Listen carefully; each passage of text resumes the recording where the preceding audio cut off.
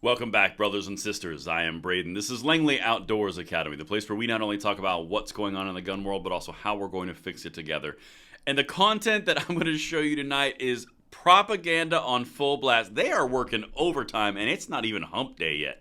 Many Americans who recently bought guns open to political violence, survey finds. Well, would it surprise you if this was in a gun controlling article and also from a gun controlling research center? Yeah, I'm going to walk through the entire thing, but let me show you what they're pinning this on and how we are just going to nuke this from orbit because it is so silly.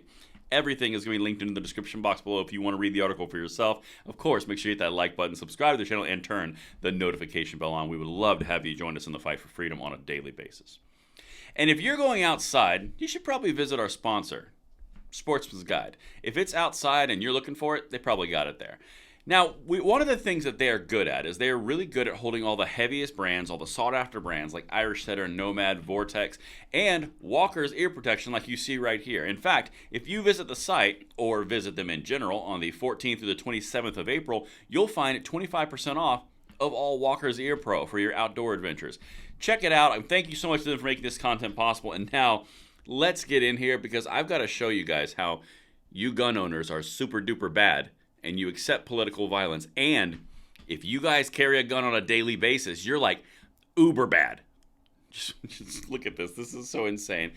So, according to the study, large numbers of Americans who have bought guns over the past 4 years or who regularly carry their loaded weapons in public are willing to engage in political violence, even to the extent of shooting a perceived opponent, a new mega survey has found. That's actually in there, mega survey. So the reason that they call it a mega survey, and I'm going to get to that, what they just said in a second, but the study of almost 13,000 Americans drawn from across the U.S. and weighted for demographics, that's code for manipulated, provides alarming evidence of the openness of certain types of gun owners to the idea and possible the practice of violence as a political act. The risk of violent behavior rose dramatically, the researchers found, with certain subsets of gun owners. So, when you're reading these propagandistic articles, you have to understand and read the little keywords that they say. Like, for example, it starts off with, gun owners who recently bought guns are more susceptible to political violence.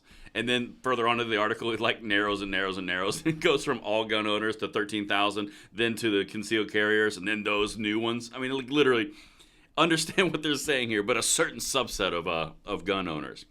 But I would like to point out something very key, because the exact same media that is putting this article out, The Guardian in this case, are the exact same people who were perfectly fine with all the riots and all the burning down and peaceful protests where they were literally burning cities to the ground. CNN, Chris Cuomo was literally like, where does protest say it? Where does it say protests have to be peaceful? Said it on live TV. So this little game that you're playing of, oh my goodness, they bought guns, so they're preparing for political violence. Check yourself before you wreck yourself. Because I'm pretty sure the left and the media, they're all down for protest as long as they're on their side of it. However, when there's any type of possibility of anything on the other side, it's the worst thing that you could ever imagine, all the while with the backdrop history of 1776, where we literally cleaved away from Britain utilizing standing armies and militias. Anyway, let's keep going. I gotta show you some more stuff in here because this is just silly. In particular, Americans who have bought weapons since the disruptions of COVID in 2020 and those who often or always carry guns in public expressed high levels of susceptibility to political violence. A similar, though less marked, trend was visible among owners of assault-style rifles. The sort... Dude, you have to figure it out to make a way in there somehow. So again, there's another subset. So we've gone from all gun owners to new gun owners to 13,000 gun owners to only the carriers and now to those that own ARs. Guys, it's so laughable, but we have to expose it for what it is. Let me show you from the study from where it came from. I'm sure you were thinking this is coming from somewhere totally non-biased and totally not out with a determined outcome that they want gun control and they're a leftist think tank. Yeah, you were wrong. Here's who did it. The study, Firearm Ownership and the Support for Political Violence in the United States, was conducted by the Violence Prevention Research Program at the University of California, Davis. Its findings will ring alarm bells at an already exceptionally tense time for the country. At UC Davis, in the middle of California, a gun control university in a gun control state that shares the data from the state government of all their gun owners from the government of California themselves, and it's perfectly fine. It's not at all biased. It's not. You guys are crazy. And it's not like it's from the Office of Violence Prevention Research Program. That's just like the Johns Hopkins Research for Gun Violence Prevention, funded by Bloomberg and completely a gun control apparatus, putting out operations that they're launching through a Guardian across the pond. Guys, oh my God, are we awake yet? Okay, let's continue because there's even more here. The authors of the study, because they got to tell you some stuff, guys.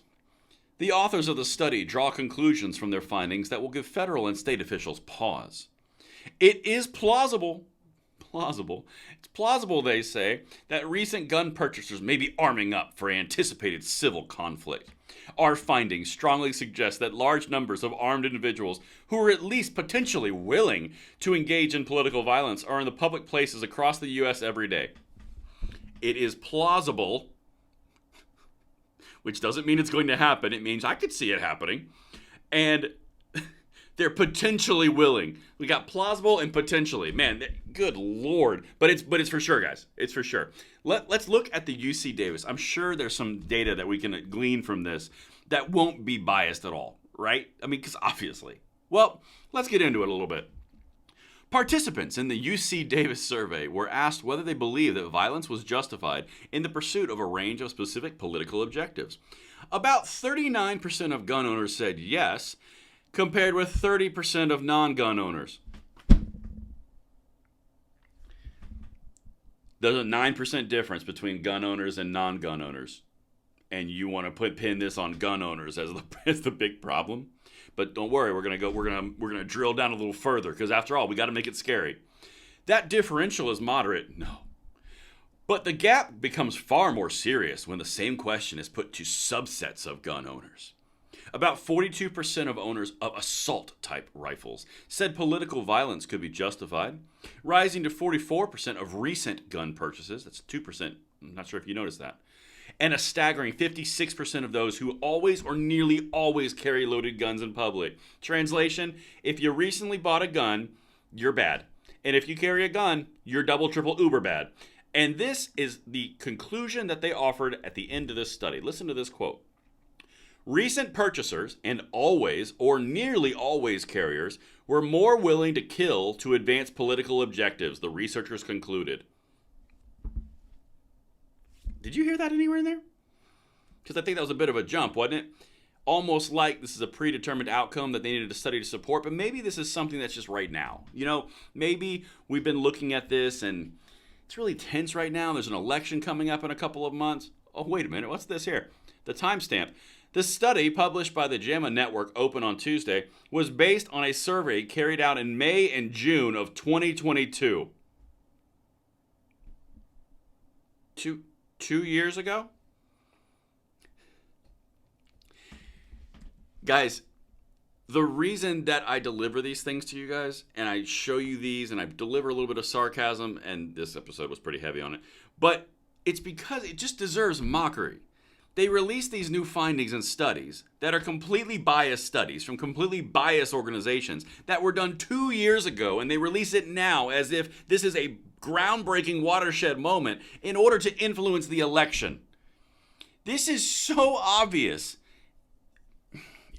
Let me show you one more thing in wrapping. The scientists, authority, draw comfort from their finding that most Americans, whether or not they own firearms, bluntly reject political violence as an acceptable option. Then what was the point of this whole article?